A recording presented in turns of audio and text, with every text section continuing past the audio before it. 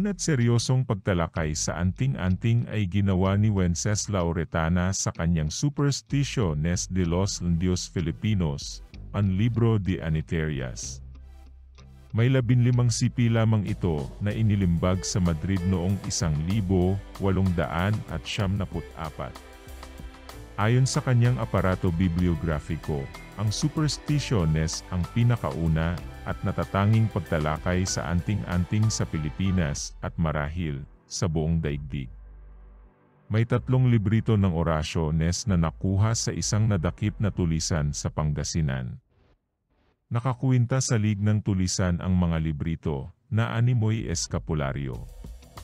Kay Retana, ang mga librito ay mahahalagang etnograpikong dokumento kung kaya't minarapat niyang ilimbag ito ng buo kasama ng kanyang anotasyon. At tulad ng nagaganap sa kasalukuyan, pinansin din ni Retana ang hirap sa pangangalap ng mga impormasyon at materyal tungkol dito dahil nauubos kaagad ang gayong mga dokumento at ang bentahan ay 4 o 5 beses ng orihinal na presyo sa kanyang libro. Inuri ni Retana ang iba't ibang amuleto na pinaniniwalaan ng mga katutubong Pilipino. Masakmang tawaging bruherias kaysa aniterias ang mga ito, ayon kay Retana, sapagkat sa kanyang pananaw pawang mga pamahiin ang mga ito.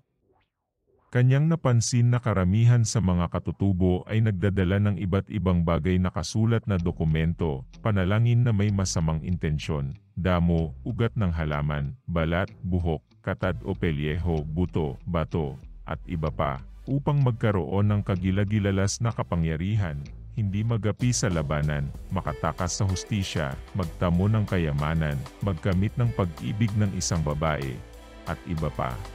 Nagdadala rin sila ng amuleto upang hindi tablan ng bala at may maipananggalang sa mga panganib at sakuna.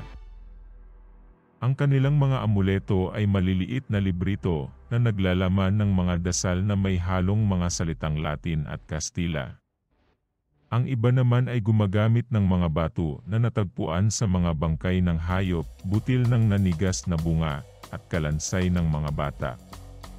Sa Tagalog, anting-anting ang tawag sa lahat ng mga bagay na ipinagpapalagay nilang may kapangyarihan. May anting-anting naman na kung tawagin ay agimat.